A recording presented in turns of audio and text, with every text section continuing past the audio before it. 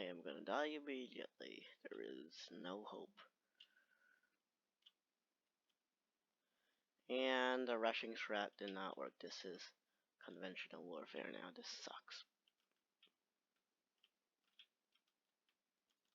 Yo, thank you, other teammates, being actually useful. Wow.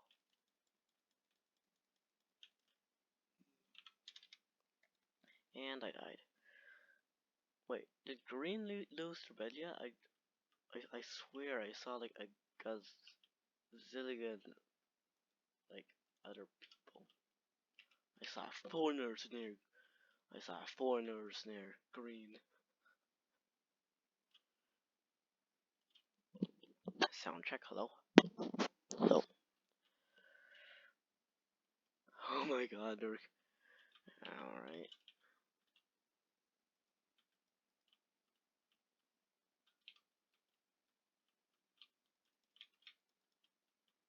Let's go.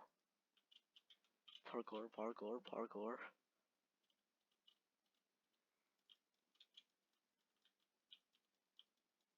No.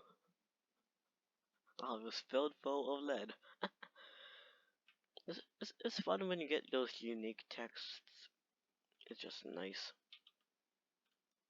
Stone sword, let me good stuff. No, no, no, I don't want to fall in the void. Oh, free diamonds.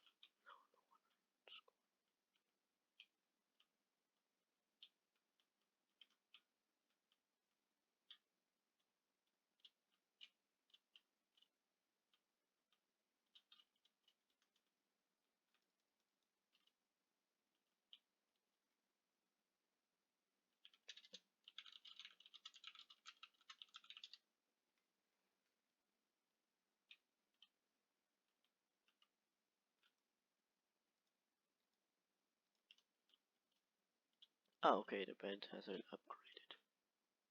Ooh, green. Free green bed, maybe?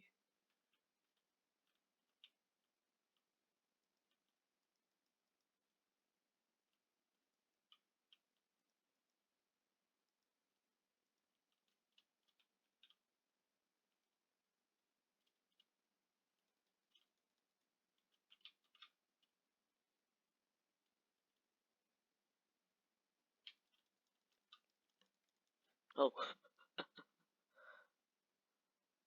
oh, don't that kill should have been mine.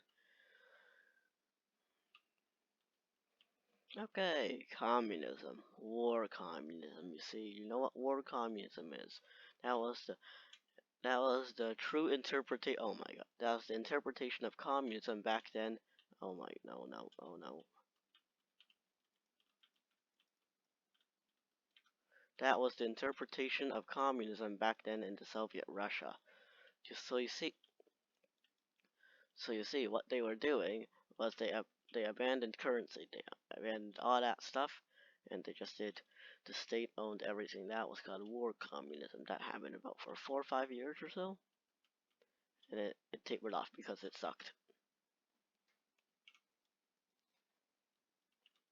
And you see, what replaced it was a new economic plan or policy or something like that.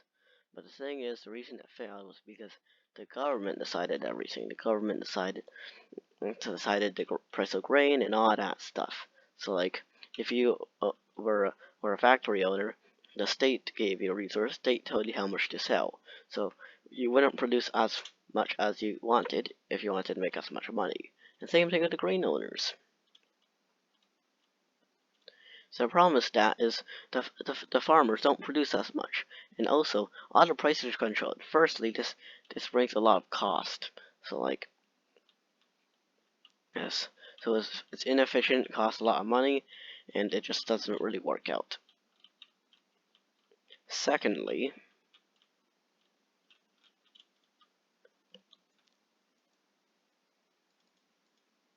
since secondly, another thing is that oh look, it's a good map. Oh my god.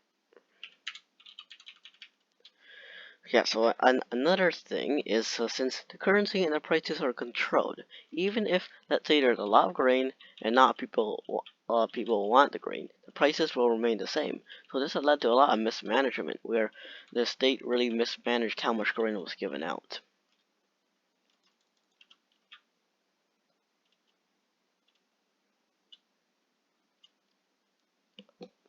And also because of and at one point during the new economic plan, so you see agriculture was decentralized and private excuse me.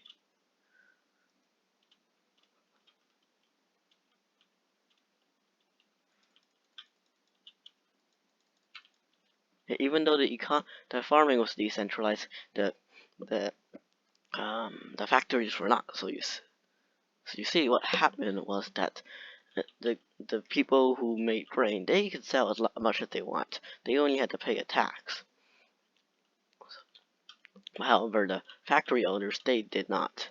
So like, yeah, they still produced the same low amount. The problem with that was that the farmers, they wanted to buy tractors, but the thing, that amount of tractors that were produced was determined by the government, the Soviet government.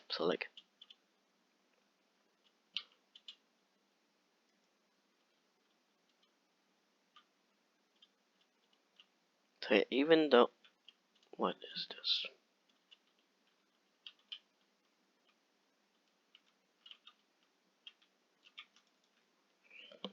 So so even though they wanted to sell the more tractors, they couldn't, and the prices were determined by the state. Even so, this led to a lot of inefficiencies, and they wasted a lot of money where the the manufacturers could have produced a lot more if they could.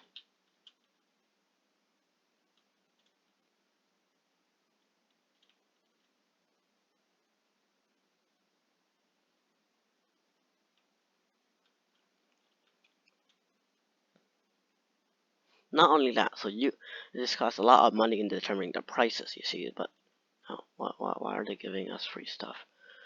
So like so usually under a capitalist model, so prices will be determined by how much a person has. So like if you have, so like if there's let's say 5 pieces of grain and one people want it, it'll be a lower amount. But if two people want it, they'll raise the prices to accommodate for the increased demand, since more people are willing to sacrifice more to pay for it.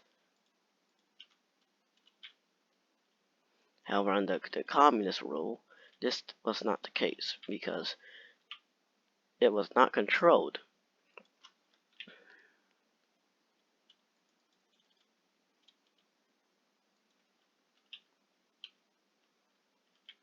It was determined by the state who could own what, and this was bad because first it took a long time for them to decide on anything, and secondly, this meant that even if there's a lot of grain and not a lot of demand, or less demand, they'll still raise prices by a lot, which is inefficient and a waste of people's money.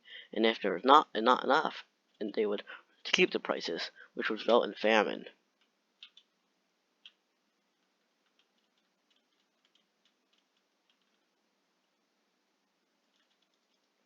I died immediately. So the reason the Soviet economy couldn't be as much as it could was because all the farmers and the factory owners initially, they couldn't make profits, but if they could, they would have made a lot more money and grown a lot faster. Because usually when you privatize stuff, because they can make profits, they will be incentivized to make more. This won't mean it'll be of higher quality and fairness, let's say for like healthcare or electricity, but like it will be more. So for a young economy, privatization is the key.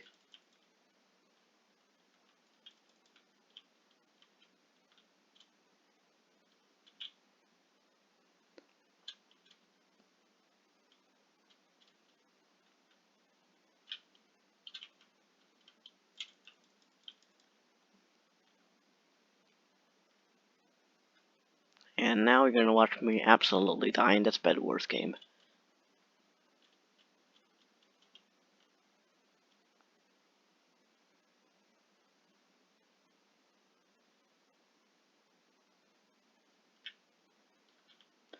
Oh yeah, side note, because the government was giving out food, a small side effect you say was like that some people would starve because like the government was not that as efficient as like private like anybody's. My God, I swear someone shot me. No, that was just me. Yeah, so some people starved. So like, and also when they decentralized farming with a new economic plan, do you know what happened? They could spend money to make more factories and more stuff. And do you know what happened if they could have if they decentralized farming and privatized it? They could have invested in education. They could have invested in infrastructure. They could have built more railways. But no, they just had to, well, collectivize agriculture and cause a couple famines.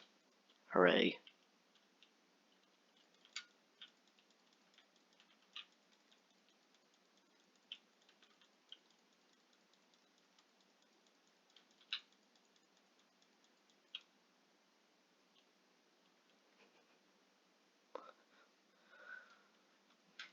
And that is why capitalism is better.